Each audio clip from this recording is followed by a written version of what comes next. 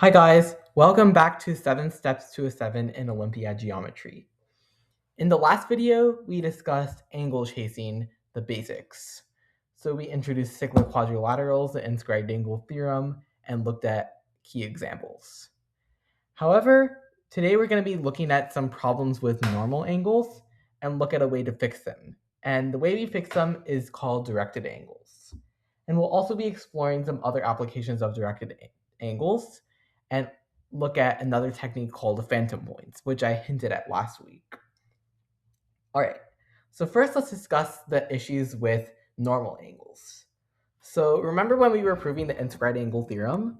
So we have a circle and points B and C, and then A here. We have a point O here. The problem that we ran into when proving the inscribed angle theorem was that we had to handle two different cases where O was inside the triangle or a case where O was outside of the triangle. So if A was here, then in this case, O is outside the triangle. And this proof had to be changed entirely. So that was one issue that we ran across. The other issue we ran across is that inside the cyclic quadrilateral identification theorem, so if we have a point D here, then we know of 6 different angle identities that can identify a cyclic quadrilateral. The first few follow from the inscribed angle theorem, like this angle is equal to this one, and so on and so forth. However, when we don't consider the diagonals, we have that these two opposite ones sum to 180 degrees. So it really feels like we're looking at entirely different configurations when trying to prove cyclic quadrilateral identification. Because inside one configuration, we just need to prove like BAC is BDC, but in the other configuration, we need to prove that they sum to 180 degrees. And this results in two very different but somewhat similar problems, and we don't want to deal with both when we're working in an actual Olympiad. Another issue arises when we look at an exercise from the last handout, specifically relating to the orthocenter configuration.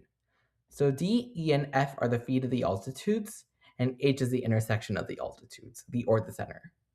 Then I asked you to prove last week that if ABC is an acute triangle, then H is the intersection of the angle bisectors. In other words, H is the orthocenter of DEF. However, when ABC is an obtuse triangle, that is no longer true. For example, we can have, suppose A, B, C. Then the feet of here would be D, then here would be E, and here would be F.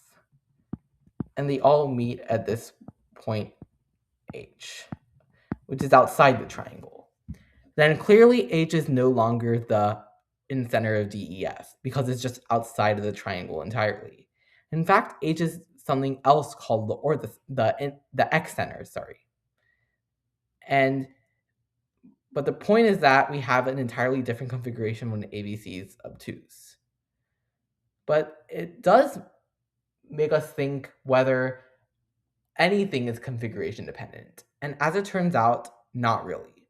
For example, in the same exercise from the last video, I asked you to prove that the reflection across BC, where this is H prime, it lies on the circumcircle of ABC. In other words, ABH prime C is cyclic. This also holds true if we have an obtuse triangle. So if we reflect it all the way over here, that's H prime, then this is still cyclic. So it seems like some things are just regardless true.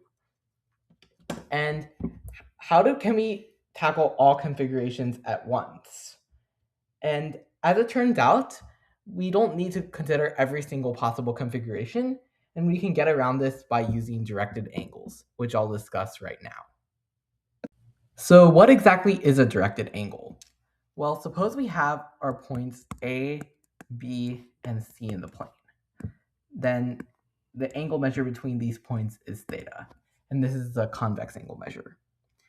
Then the directed angle, so directed angle ABC, we have this little tick mark here to indicate that it's directed, is equal to whenever A, B, and C are in a clockwise manner, like in here, because we're going A to B to C and we're going clockwise like that, then it is equal to positive theta. But if we instead had a configuration like this, where A, B, and C are here, and this is theta, and A, B, and C go in a counterclockwise manner, so A to B to C, and we go counterclockwise like this, then directed angle ABC is equal to negative theta. So, and we also have that angles are taken modulo 180 degrees. So what does that mean? That means that we just add multiples of 180 degrees when we feel like it. So this is equal to theta plus 180 degrees. And this is also equal to theta plus 360 degrees. And we can even take negative angles. So theta minus 180 degrees. All right. And we can also do something similar here. So we have, this is negative theta plus 180 degrees. So 180 minus theta. And this is also equal to 360 degrees minus theta. Let's take a quick look at an example to solidify our knowledge of directed angles. So take a look at the example shown on screen. We have that the angle between A, B, and C, the normal angle, is 60 degrees. Now, since A, B, and C are in clockwise order because we're going like this, that means that directed angle ABC is equal to 60 degrees. However, when we look at directed angle CBA, that means that we're going in counterclockwise order. So we're going like that. And therefore, this is negative 60 degrees. In turn, this is also equal to 120 degrees, since we're taking modulo 180 degrees. So why is this all useful in the grand scheme of things? Well, it turns out that our cyclic quadrilateral theorem gets greatly simplified. And I mean greatly. So if we have A, B, C, D on a circle, and they could be any points. So like D can be here or can be here even. Then A, B, C, and D are cyclic if and only if directed angle ABC is equal to directed angle ADC in all configurations. There's no random things like ABC plus ADC equals 180 degrees, or they're just the same in normal angles. This is the grand condition for cyclic quadrilaterals. Directed angle ABC equals directed angle ADC. All right, so how do we prove this? Well, we can take a look at our circle again. So let me go ahead and erase the circle. So suppose that we have our points A and C and our point B here. There are two cases that we need to consider. The first is where D is on the same side as the line AC. So we have point D here. Then that means that A, B, and C are in the same order as A, D, and C. So if A, B, and C here is clockwise here, then that means that ADC is also clockwise. So that means that in order for their directed angles to be equal, so directed angle ABC is equal to directed angle ADC, therefore implies or is equivalent to normal angle ABC equals normal angle ADC, which we know from our last video that this means that they're cyclic. So this proves a case where they lie on the same side of the line. So what if they lie on different sides of the line? So let me go ahead and erase this here. So what happens if D is somewhere over here? So D. Then we know that normal angle ABC plus normal angle ADC is equal to 180 degrees if and only if it's cyclic by our discussion from last week. So that means that normal angle ADC is equal to 180 degrees minus angle ABC. However, if we look at the direction of ABC, we know that if this is clockwise, suppose, then ADC has to be counterclockwise. They have to go in different directions. So that means that we have to reverse the sign of this. And this means that directed angle ADC is equal to directed angle ABC minus 180 degrees. And this is the reason why we take modulo 180 degrees, because then this term just vanishes and we get, again, directed angle ABC. Therefore, in every single case, we get that A, B, C, and D are concyclic, if and only if directed angle ABC equals directed angle ADC. And this allows us to deal with so many different configurations all at once. So now that we've explored why directed angles are so overpowered, we can look at some of their key properties. So let me go ahead and erase this, and I'll guide you through the key properties. So the first key property that you need to know is directed angle ABA. And we're going to be letting A, B, C, and D be points in the plane. So A, B, C, and D. The first key property that you need to know is that directed angle ABA is always equal to 0 degrees. And this should be self-explanatory because we have ABA. And the normal angle is just 0 degrees, and therefore the directed angle is also 0 degrees. So that's pretty useful. The second thing is we have directed angle ABC. I'm going to keep this up here, ABA equals 0. And directed angle ABC is equal to negative directed angle CBA.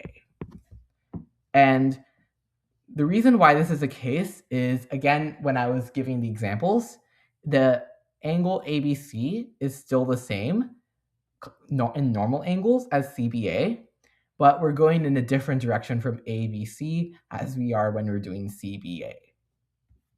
So that means that they're additive inverses, basically. And the third condition is that directed angle ABC equals directed angle ABD if and only if B, C, and D are collinear. They lie on the same line. And to prove this, suppose we have B, C, and D, and we have a point A here. And if they all lie on the same side as AB, basically, then the order of their points is the same, and so is this angle here. But if we have something like D, B, C, and the point A is here, then these two angles once again add up to 180 degrees, but we're going in a different order from ABD as we are to ABC. So the negative sign just cancels out, basically. All right, and the next idea is that we have directed angle ABD. This is basically the addition property. So this is ABC plus CBD.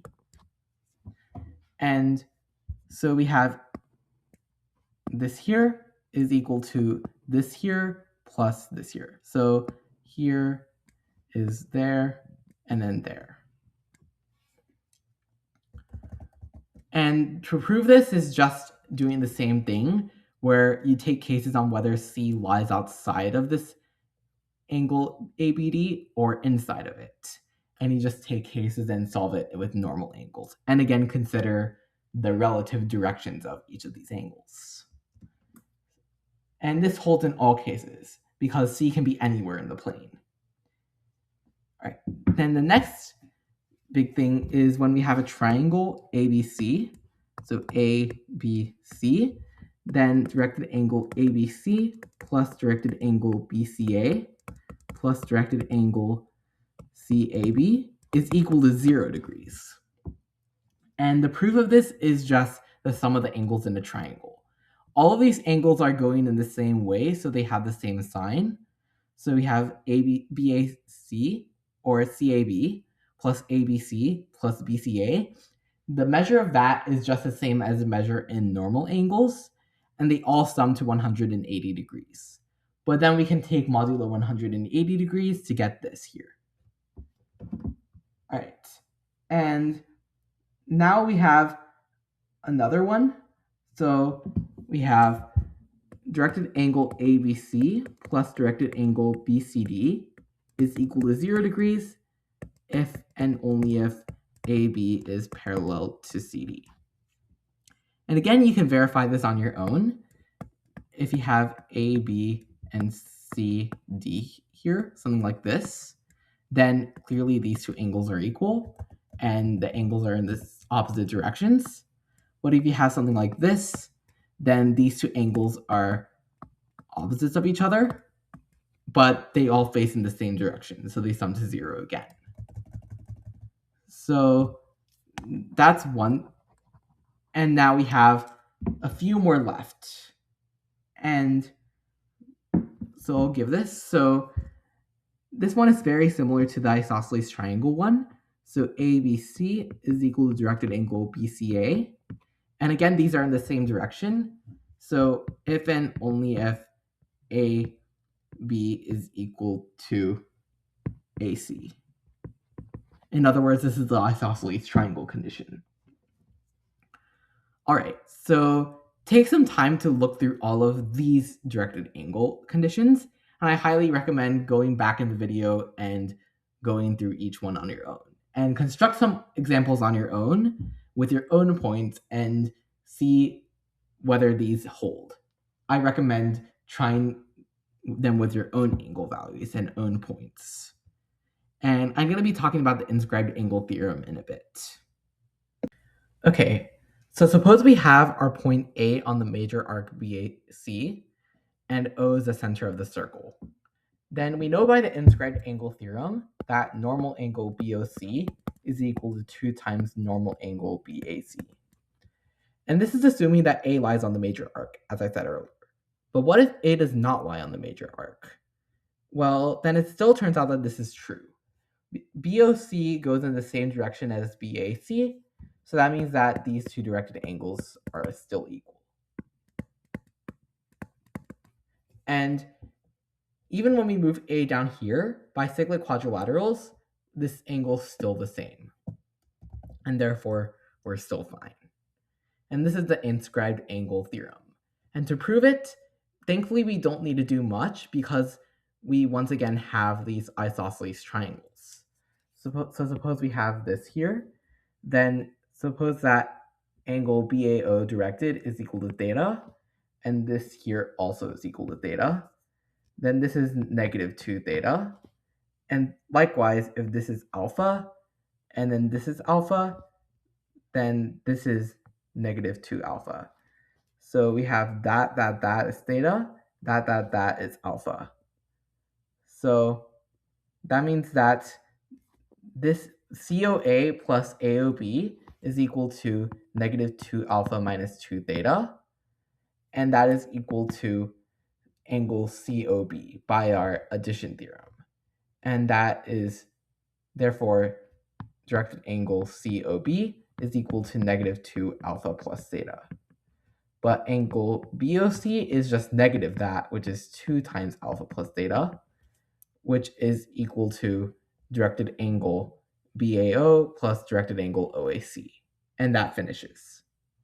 However, we do have to be a bit careful when talking about the inscribed angle theorem.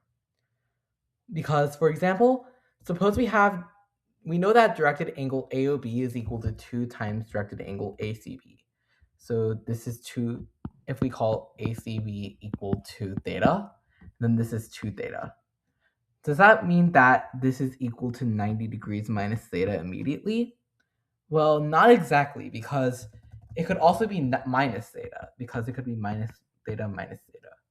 In general, the formula we use to compute OBA, we would hope that it's something like 180 degrees minus directed angle BOA all over 2.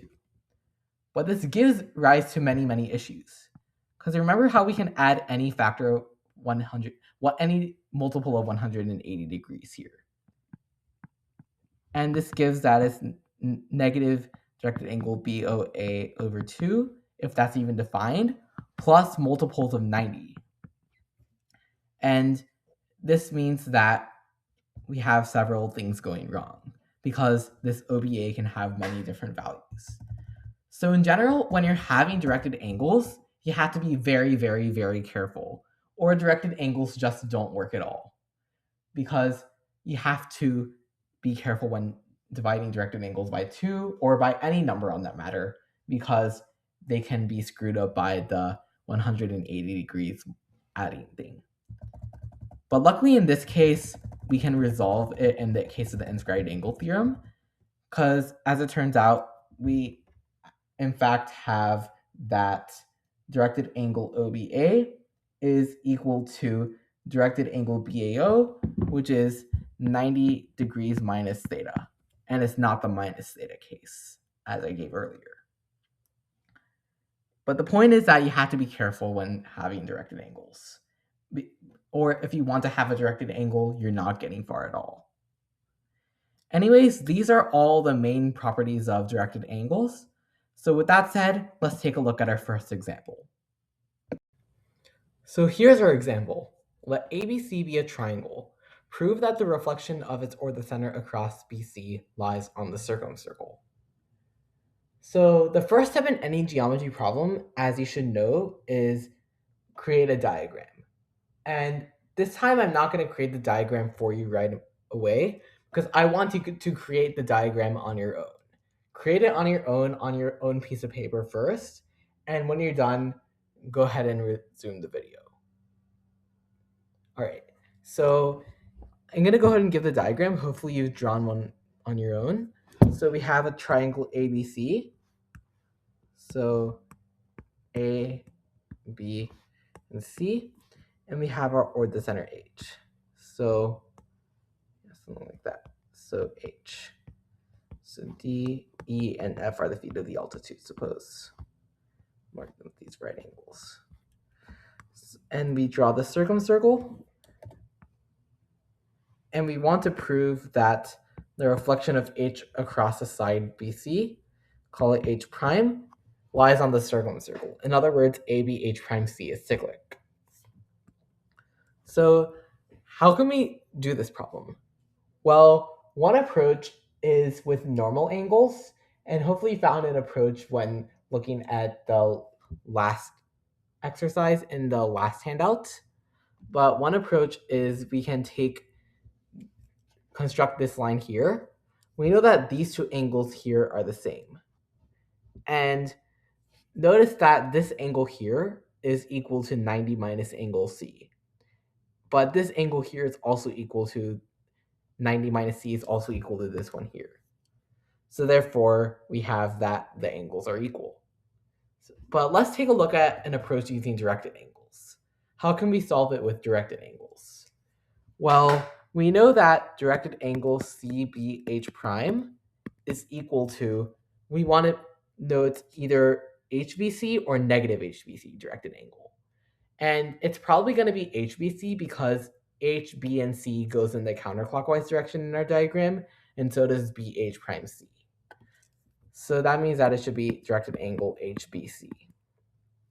And this is also equal to directed angle EBD. And now we note that AEDB is cyclic because we have these 90-degree angles here. So this is directed angle EAD, which is equal to directed angle DAC.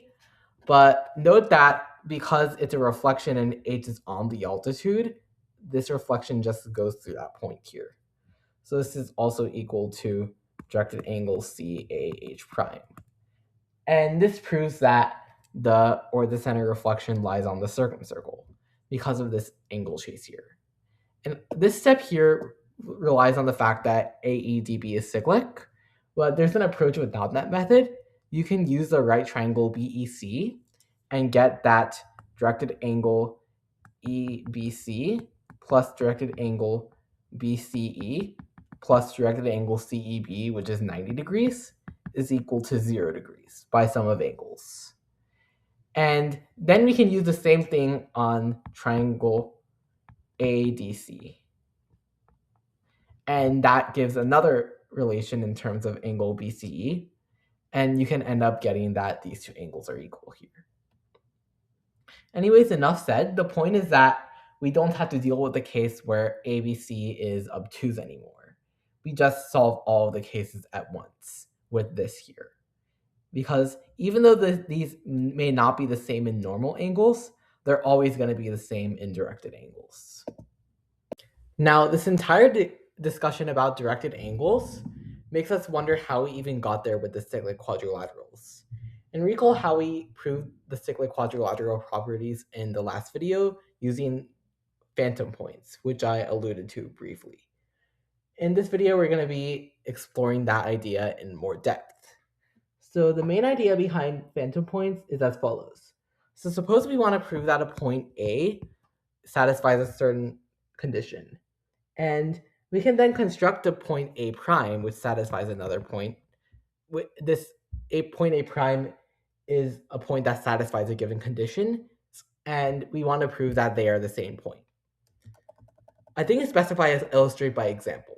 So here's an example that I can give. So suppose that we have our circumcircle of the triangle, and we have a point A, a point B, and a point C. The goal is to prove that the internal angle bisector of angle BAC meets the perpendicular bisector on the circumcircle. In other words, if these lines meet at point Z, so this is a perpendicular bisector, we want to prove that ABZC is cyclic.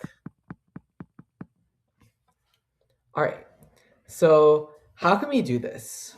Well, we want to prove that angle BZC is equal to angle BAC, but it doesn't seem like there's a direct way to do that because the point Z is just randomly constructed and we don't know anything about it other than it being the intersection of two lines.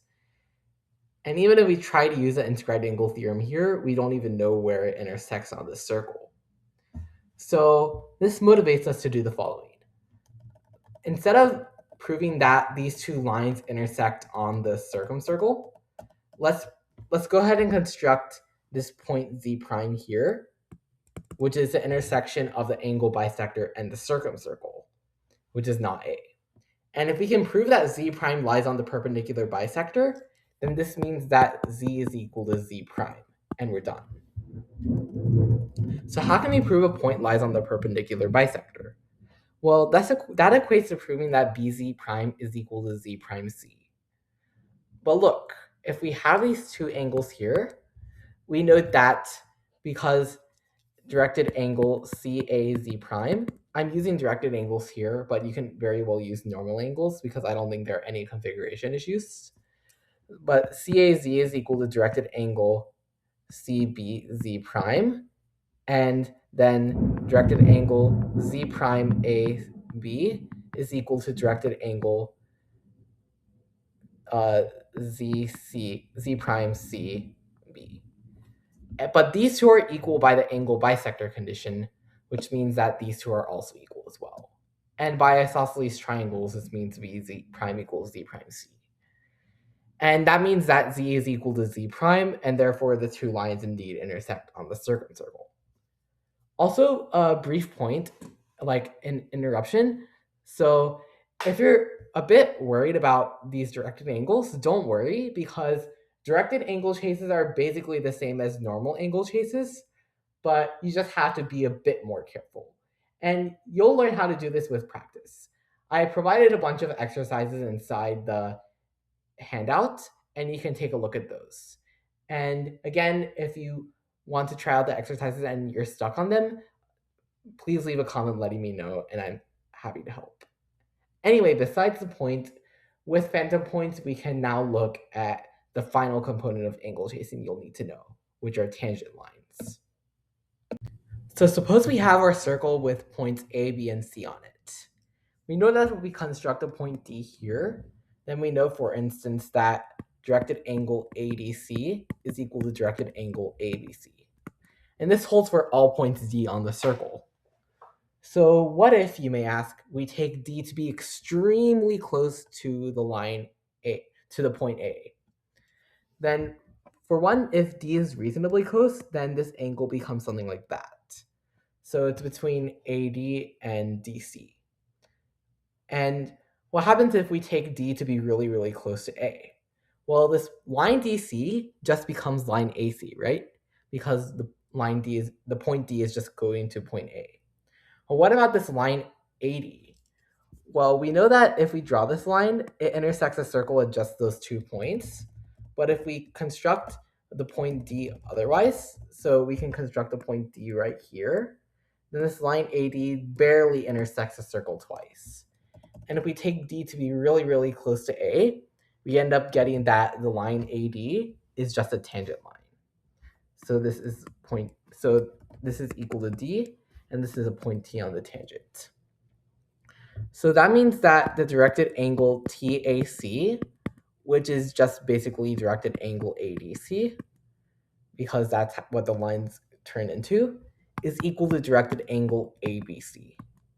And this is the main way we deal with tangents in Olympiad geometry when angle chasing. We get directed angle TAC is equal to directed angle ABC. And that's the main criteria for tangent lines.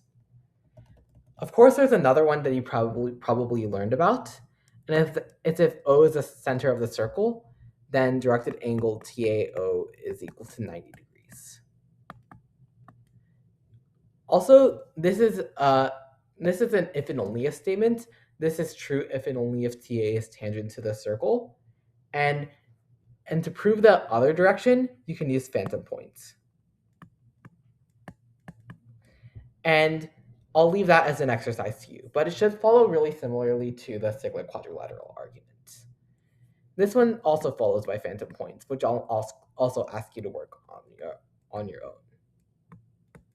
because I want you to have practice with it.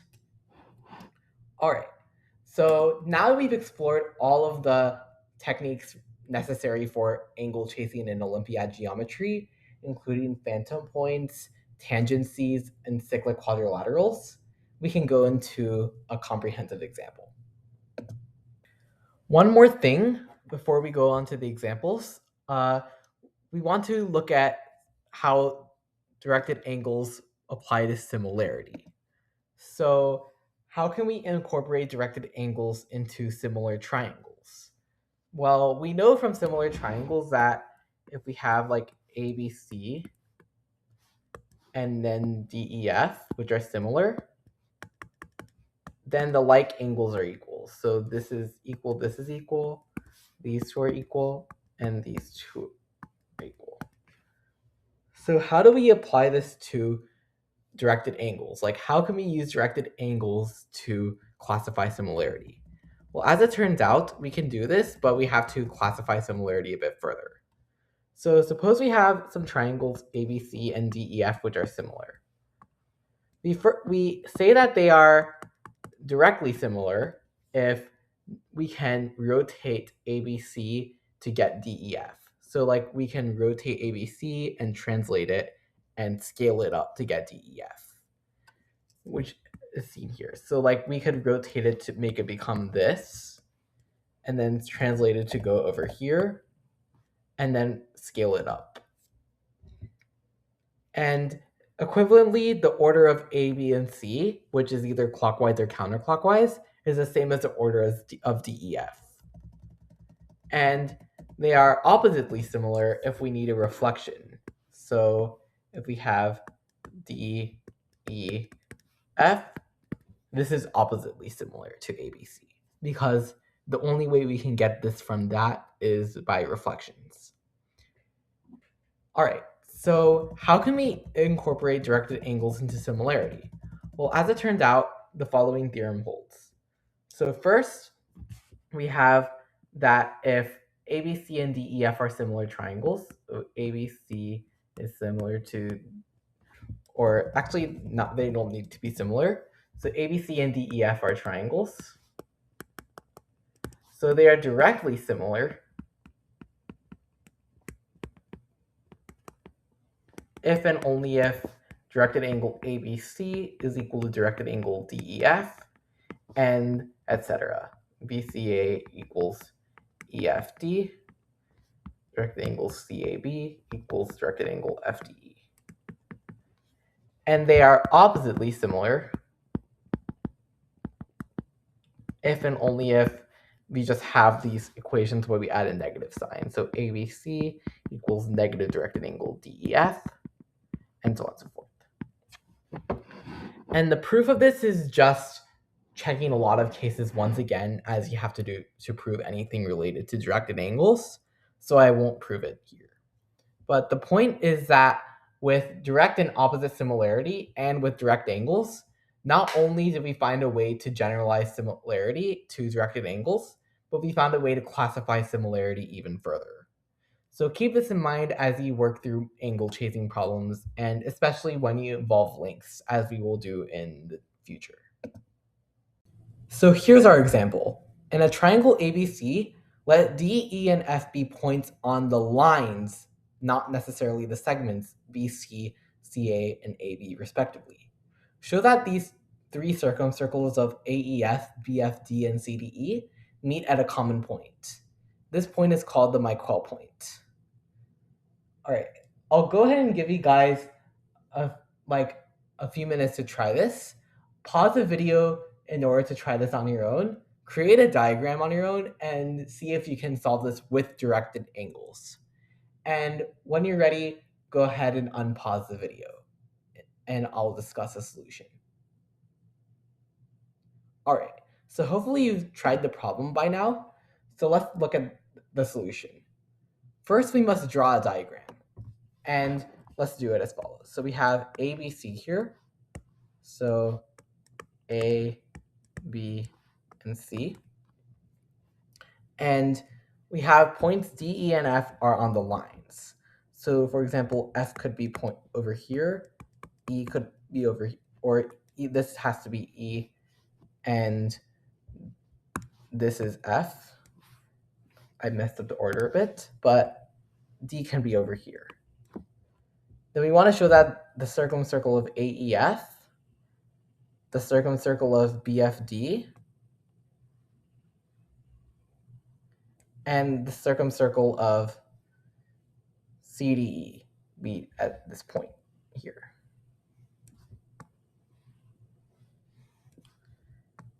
All right, so how do we even start on this problem? Well, it's hard to prove that three circles have a common point, because then that's just a bit difficult because we're trying to find out what this point is. We can't just find the point P and then prove that all of the corresponding quadrilaterals are cyclic. That won't work because we don't even know what the point is. So we'll have to take a different approach. Instead of trying to find the point directly, we can find it indirectly. Let's suppose that we intersect the two of these circumcircles. Suppose these two here, and they intersect at a point P. Then the goal is to prove that CDPE is cyclic, because then that means that P lies on the circumcircle of CDE, and then we're done. So let's see how we can prove that this quadrilateral here is cyclic. Well, let's take a look at what angles we can prove are equal. We can try proving that DPC is equal to DEC, but we can't really relate D with E that much. Or we could also try proving that PDE equals angle PCE. But again, we don't know much about the line DE. The line DE is the biggest killer here because we don't know much about that. Similar work holds for the line DF. So if we don't want to involve the line DE, then we can't use any of the diagonals. And that means that we have to use the opposite angles. So in this case, proving directed angle PDC is equal to directed angle PEC. Okay, so let's start with PDC. Well, PDC by collinear points is just equal to PDB. And now we can use the fact that P lies on the circumcircle of BDF. And therefore, PDB is equal to directed angle PFB. And again, by using the fact that F lies on AB, this becomes directed angle PFA. And now we can look at this one here. PEC is equal to Likewise, directed angle PEA. And that's basically it, because these two are the same. And because these two are the same, and we just went backward like this, we therefore have that this quadrilateral here is cyclic, which means that P lies on all three circumcircles, and we are done. So what is the main takeaway from this example here? Well, the main takeaway is that if we want to prove that these three circles satisfy a particular property, or want to prove something really complicated, you can reduce it into something simpler using phantom points, where you let P be the intersection of two of the circles and show that it lies on the third. Or if you want to show that three lines are concurrent, for example, you should first intersect two of these lines and prove that this point lies on the third. And this will be seen a lot inside this course, especially when angle chasing. All right, I've said enough, and now you can go ahead and try out the exercises. And the first exercise I put in the handout, I do not want you to solve it with directed angles, but I want you to solve it with normal angles. It's just mimicking the proof of the BAD equals CAO from last week. And I wanted you to do it without directed angles to get you to feel how similar the different configurations are and how directed angles basically captures both of them. And then the second part is the rest of the practice problems. There are 4 extra practice problems after that first one, and I want you to use directed angles on all of them, no exceptions, because I want you to get practice with directed angles instead of being stuck with normal angles and you have to do so many different configurations. So just use directed angles throughout. The first 3 examples I have inside, the first 3 exercises I meant at the end of the handout are configurations you should know in an Olympiad. And the last one is a problem from an actual Olympiad, specifically the 2011 JMO. All right. Happy solving, and thank you so much for watching. I'll see you guys in the next video.